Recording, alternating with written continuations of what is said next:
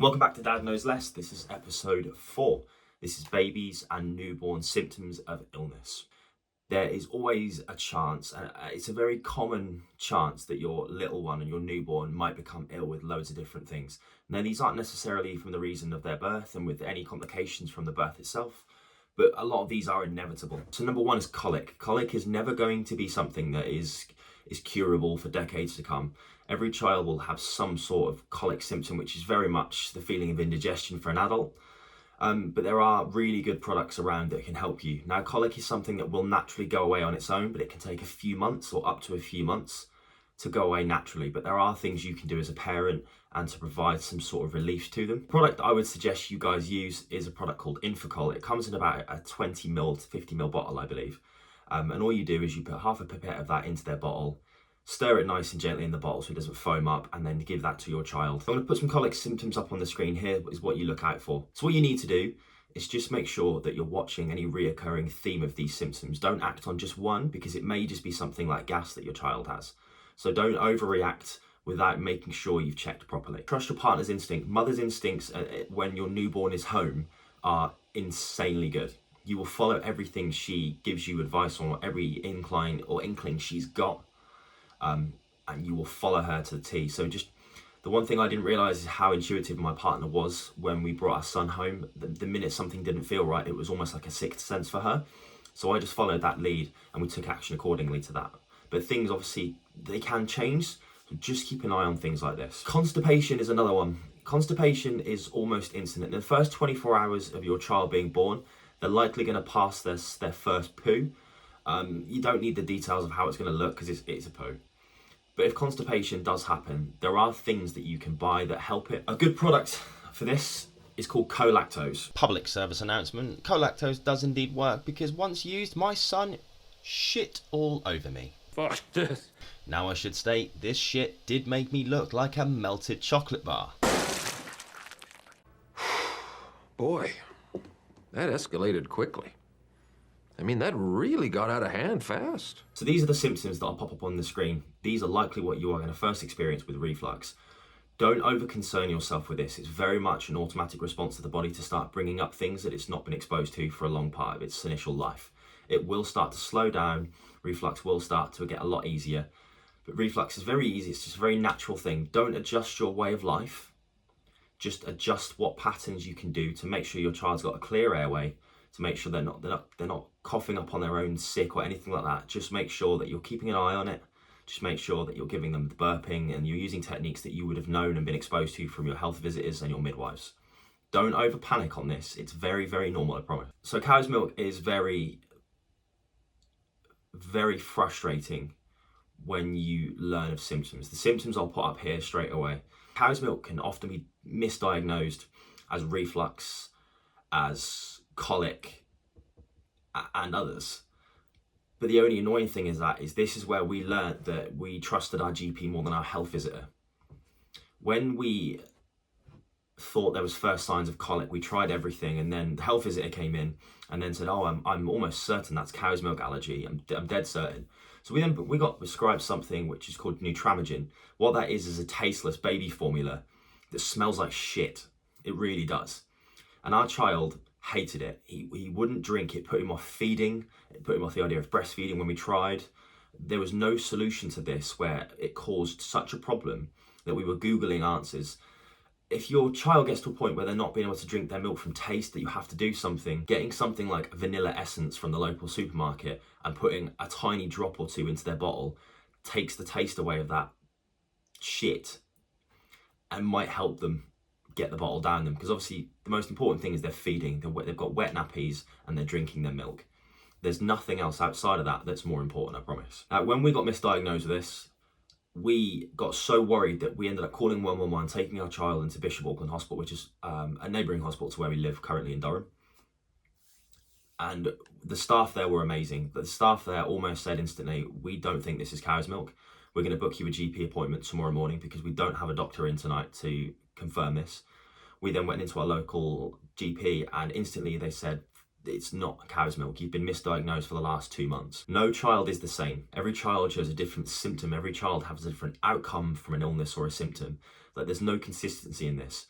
So we trusted our GP. Our GP looked over my son for less than 2 minutes and said, it's not cow's milk allergy. He has really, really strong colic. What you need to do is instantly go to the pharmacy next door and get Infocol. We did that, and less than 3 weeks later, we had full control. The colic was gone.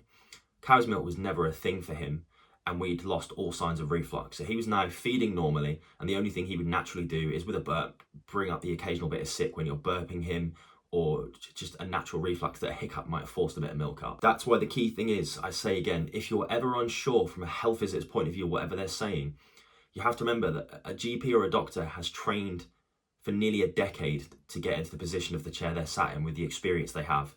I would, hand on heart, say trust your doctor more than a health visitor, because the training gap between one and the other is massive. If you're ever in doubt, get your GP appointment booked, get your child in, and get them seen to, I promise. It's uncommonly your role to kind of know more. As a mum, you will see instant panic when your child may have a rash appear or something might appear that you haven't seen yet, and you automatically go, oh God, what's this? What's this? Remind yourself, and in a way, train yourself to understand what a rash is. Understand basic symptoms of when your child is uncomfortable. Learn their mannerisms.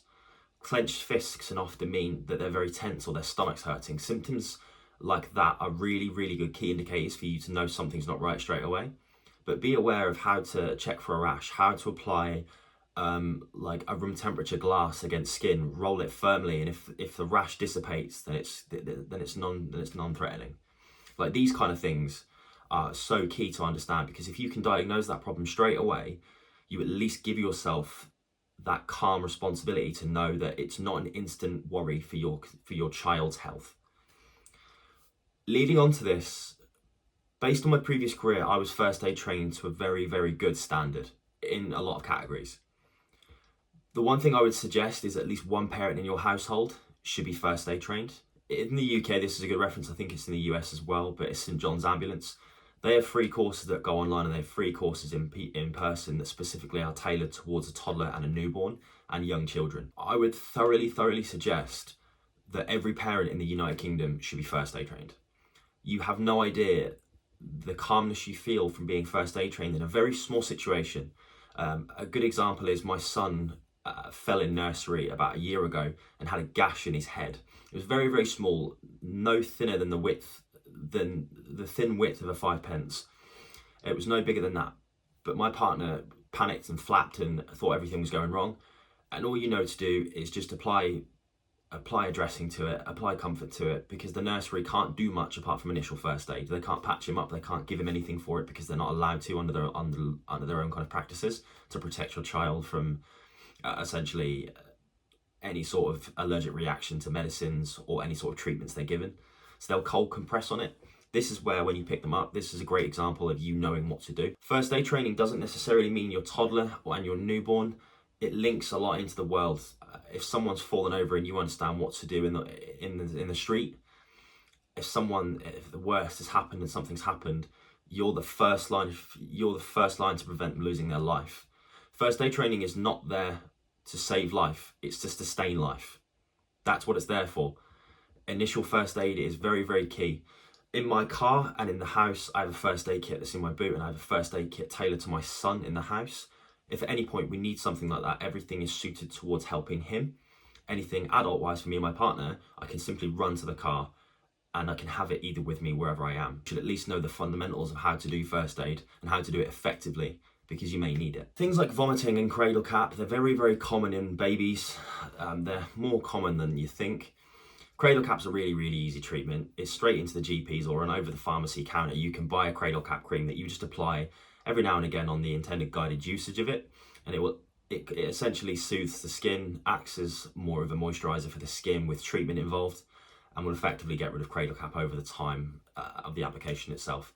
Vomiting is almost inevitable. Your child is going to vomit over you, more than likely, from experience of being vomited in the mouth. That was disgusting, but it's inevitable. Just make sure when you notice your child's vomiting, it's head upright, making sure the airway's clear. It's a really key thing. If the minute you see vomiting, if you can lift your child into an upright position to make sure that the vomit can come out in a clean way and the airways are clear, the main priority is that. But anyway, I know this may be a quick video, but I'm trying to address a lot more things, such as the previous video in teething. And I know a lot of parents will sometimes jump on Google, just like we did, to look for baby symptoms and signs of illness and have a rough understanding of what we're really looking to do and what we need to do. If you can treat these at home, then it's a lot better knowing you can do that than feeling like you need to be out of the house into a GP surgeon all the time and you need to be seeking medical assistance when these are very common things that you can deal with at home. If you found this video helpful, drop a like, drop a comment and subscribe, and I'll see you in the next one.